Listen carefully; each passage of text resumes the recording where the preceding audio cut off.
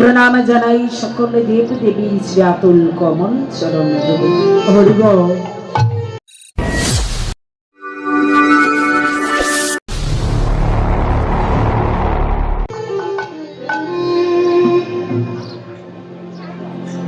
তৎপ্রাণ দূর দূরান্তর হতে আগত চাতকের ন্যায় গৌর গোবিন্দের অনুরাগী ভক্ত এবং ভক্তিমতী মা বলে আপনাদের শ্রী চরণ যুগলে আমি কীর্তন জগতের সর্বকনিষ্ঠা ক্ষুদ্র হতে অতীব ক্ষুদ্রতম কীর্তনে আমি নরকের কীটের চেয়ে অধম শ্রীমতী স্মৃতিরানী সরকার এবং আমার এই ক্ষুদ্রাদের ক্ষুদ্র সম্প্রদায়ের পক্ষ থেকে জানাই আপনাদের শ্রী চরণ কমলে শত সহস্র কোটি দণ্ডবত।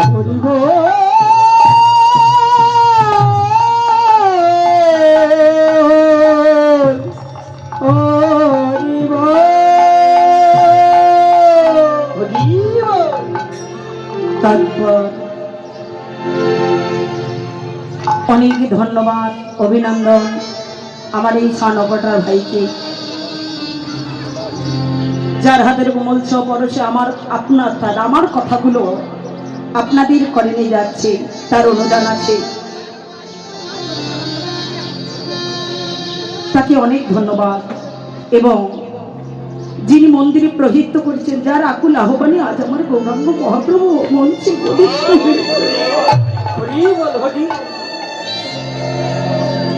তার আকুল আবেদন ভগবান স্বীকার করেছে, তা না হলে আজ আমরা সাধুগুরু বৈষ্ণবের সঙ্গ পরশ পেতাম না।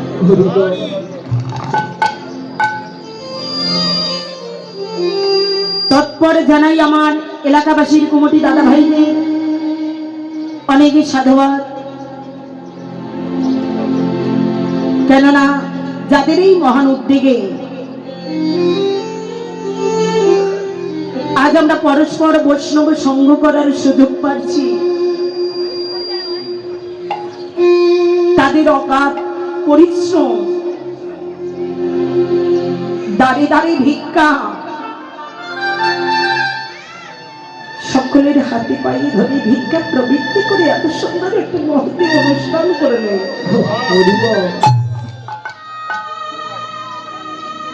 তাদের কত ঘুম কামাই হয়েছে,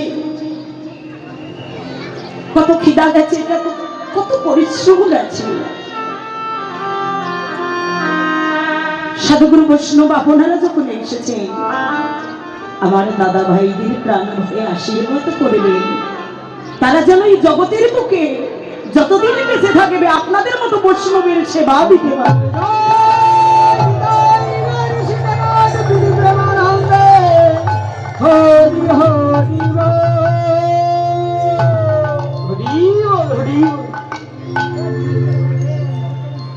তৎপরে লীলা শ্রবণার্থে এবং স্মরণে গঙ্গায় লীলা পরিবেশনায় না জানি কত অপরাধ হবে, কত রসভাস হবে। কেন? যেখানে পঞ্চানন পঞ্চবদনে আমার গৌর গোবিন্দের গুণকীর্তন বর্ণনা করে শেষ করতে পারেনি। ঠাকুর গণেশ তার চার বাহু দ্বারা লিখে কোনোদিন শেষ করতে পারল না। ভাগবতী টিকা করবি, বিশ্ব ব্রহ্মাণ্ড যদি খাতার পাতা হয়,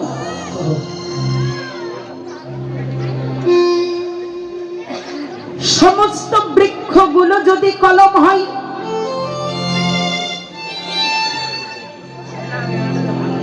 নদ নদী সাগরের জল যদি কলমের কালিমা হতো,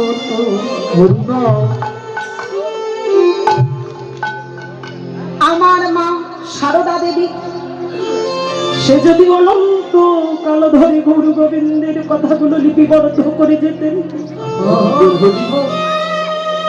তথাপি কোনদিন সুসম্পূর্ণ হবার নয়। সেখানে আমি তো একজন নরকের কি এই একটা বদলে কি শেষ হবে না? অসমাপ্ত থেকেই যাবে। আমার মনে বড্ড বাসনা। কি বাসনা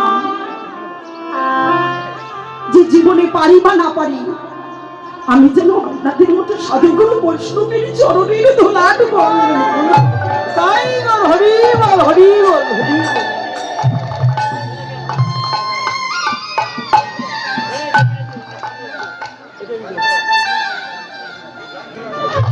তাই আপনাদের মতো বৈষ্ণবের চরণের ধুলায় লাগাবার জন্য মঞ্চে দণ্ডায়মান কৃপা করে ধুলা দিয়ে ধন্যবাদ।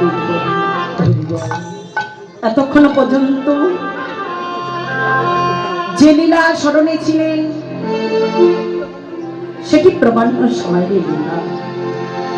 শ্রী শ্রী গমন গোষ্ঠ, ওই গোষ্ঠে গিয়ে সখার মাঝে ভাবতই হয়ে রাধার কথা মনে হচ্ছে।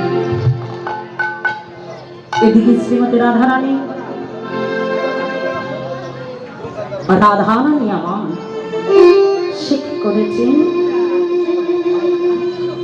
প্রভুর চরণের সেবা করার জন্য, চরণের সেবার জন্য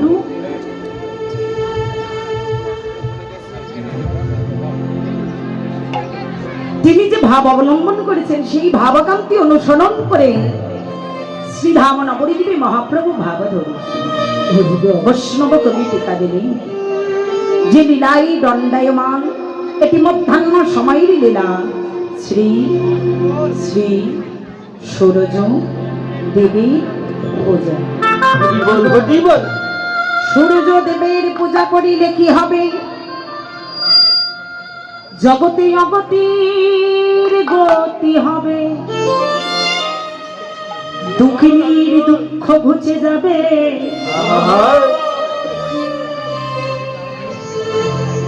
যারা সূর্য দেবীর পূজা করিবে জগতে তার আর কোনদিন পতির মৃত্যুবরণ হবে না। কিন্তু একটা প্রশ্ন, আমরা প্রত্যেক দিন কীর্তনীরা সূর্য পূজা করছি, ভক্তরা পুষ্পাঞ্জলি দিচ্ছি। শাস্ত্র বললেন যদি কেউ সূর্যের আরাধনা করে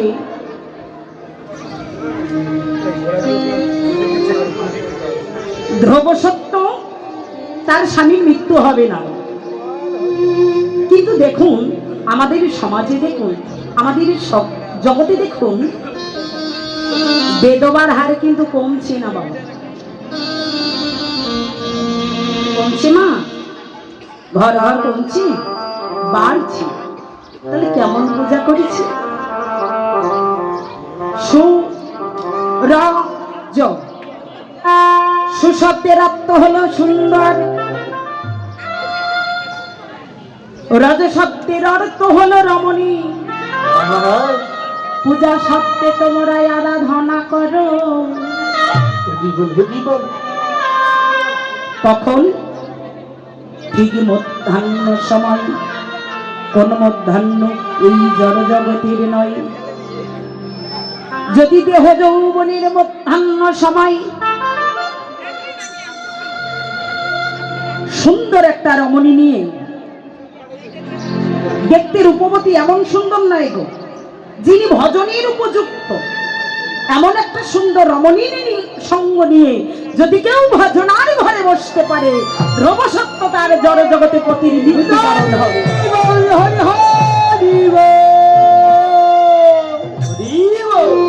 কোন সূর্য এই সূর্য নয়, তার মনে সূর্য, মনি সূর্য আর কোনদিন ডুবে যাবে। তাই শ্রীধাম নবদ্বীপে মহাপ্রভু নবদ্বীপবাসীকে শুধু নাম নয় গো, শুধু যে নাম করছি নাম দিয়ে না, যেন কাহারও মনে সূর্য ডুবে না যায়, আজ এই অবলম্বন করতে পদ নিয়ে মহাপ্রভু নবদ্বীপে মহাপ্রভুর ভাবে দর্শন করে এক নাগরিক মধ্যাহ্নতে জল ভরতে গিয়েছি, গিয়ে দেখে একটা অপরূপ মানুষ। আহা মরমি, আমি এমন একটা মানুষ দেখলাম যে মানুষটাকে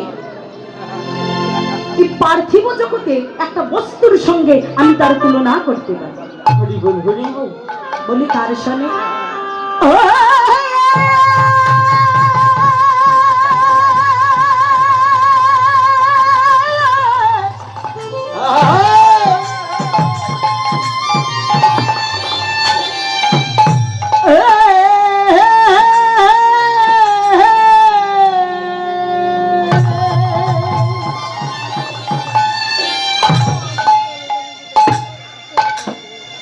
হে মশানে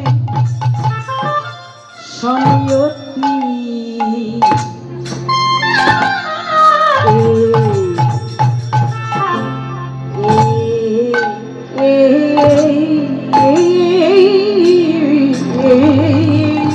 গোরা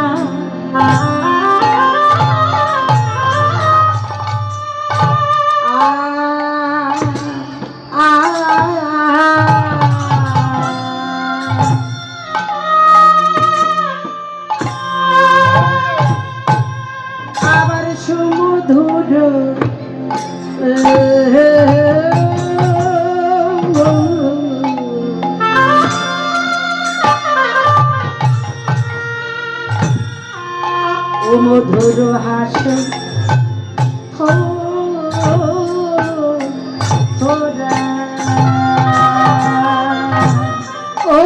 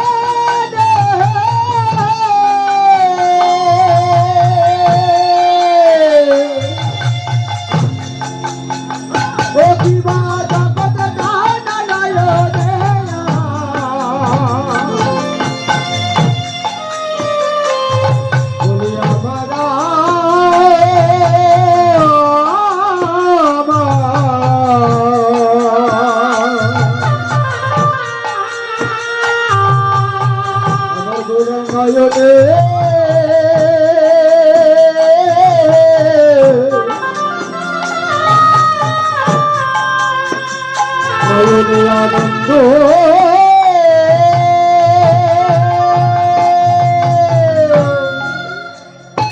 যেন আনন্দের মূরতি আনন্দের মূরতি আমার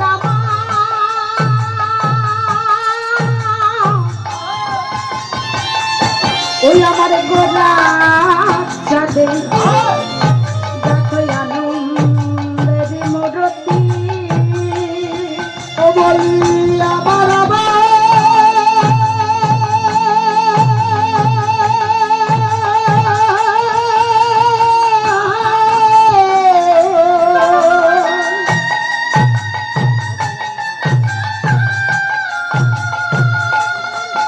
ওরে গোরা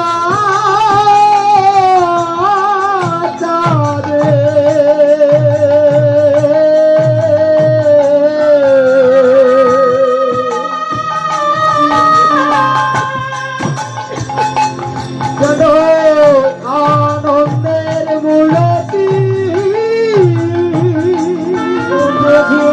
এক হয়ে এসেছে এক হয়ে এসেছে এক হয়ে এসেছে এক হয়ে এসেছে আমার ভক্তরা ভগবান একই হয়ে এসেছে ভক্তয়ার ভগবান এক হয়ে এসেছে ভক্তয়ার ভগবান একই হয়ে এসেছে আমার ভক্তয়ার ভগবান এক হয়ে এসেছে আসলে সে প্রকৃতি আর আসলে সে প্রকৃতি আসলে সে প্রকৃতি আর আসলে সে প্রকৃতি আমারাই কানু একাকৃতি আসলে সে প্রকৃতি আমার নাই কানু একাকৃতি আসলে সে প্রকৃতি ওদেরাই কানু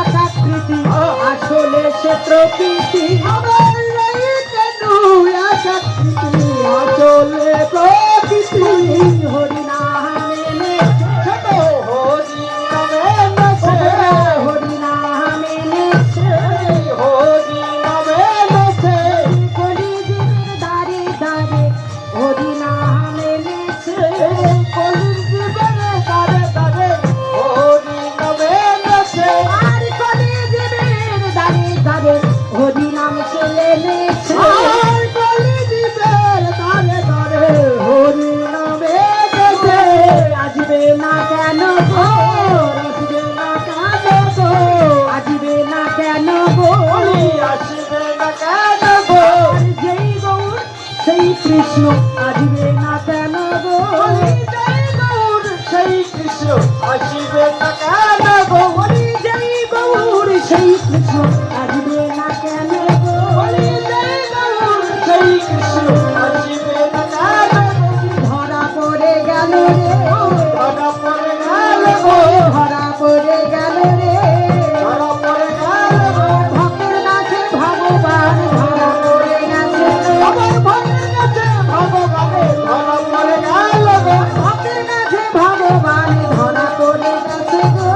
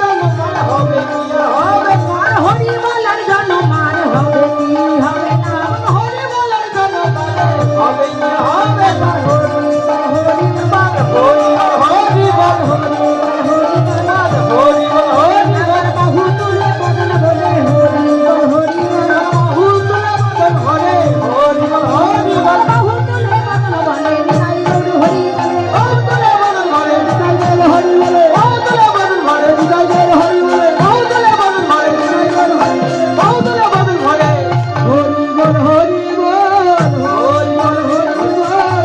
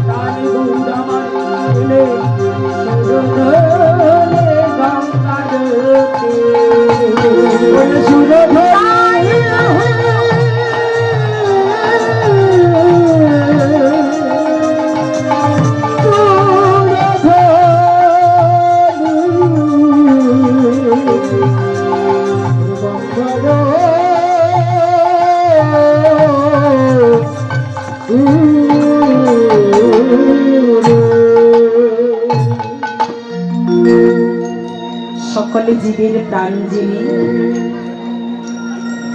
যিনি আশ্রয়হীনকে আশ্রয় দিয়েছে,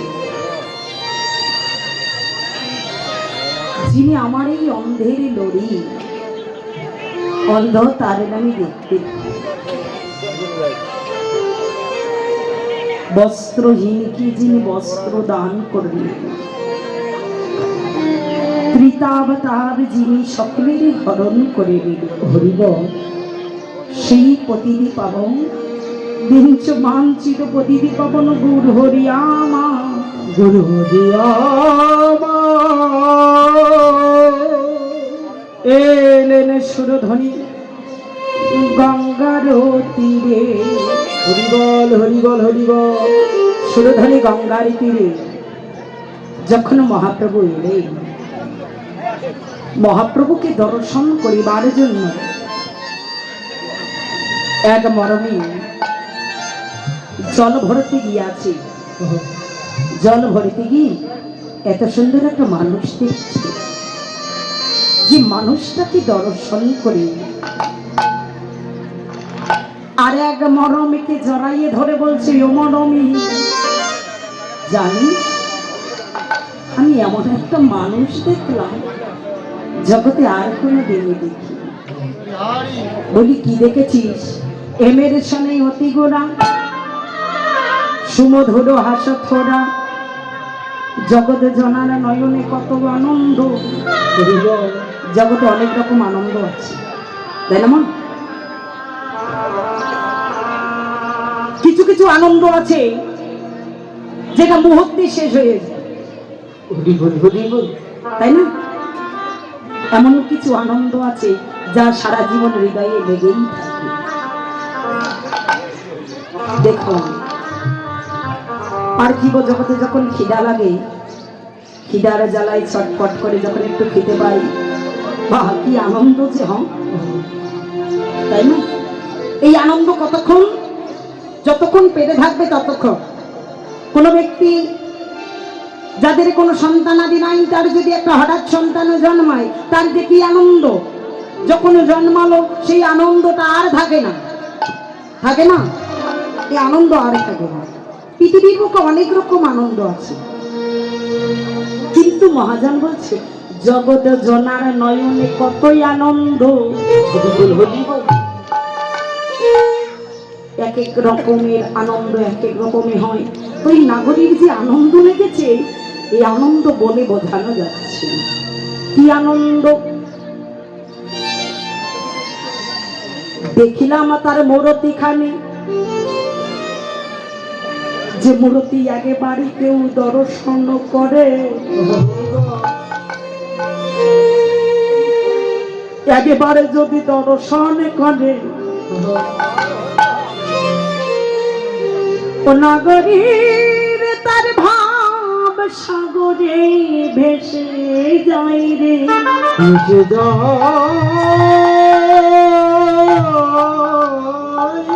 রে। সে যে কখনো ভাসে আর কখনো ডোবে, জান সে যে কখন ভাসে আর কখন ডুবে যায় বলে বোঝা যায় না রে।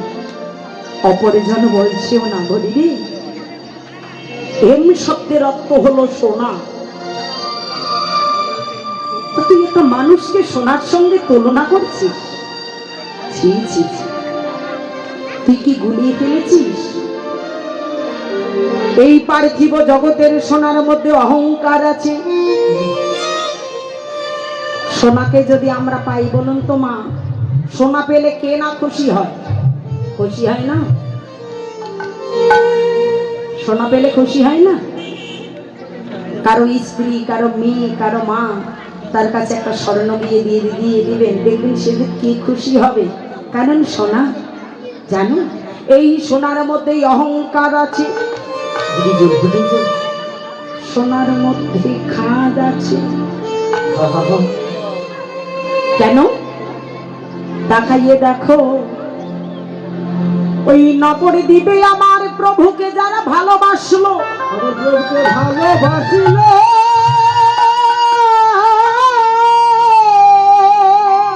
তারা অঙ্গে কোনোদিন সোনাকে স্থান দিল না, কেউ দেয়নি।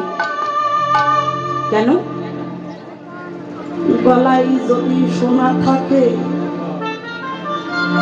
ওজন আমার গৌরী প্রেমে গলে না, গলে না।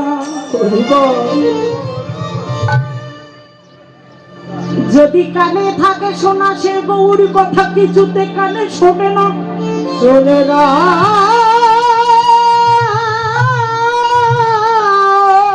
যদি একবার মাথায় থাকে,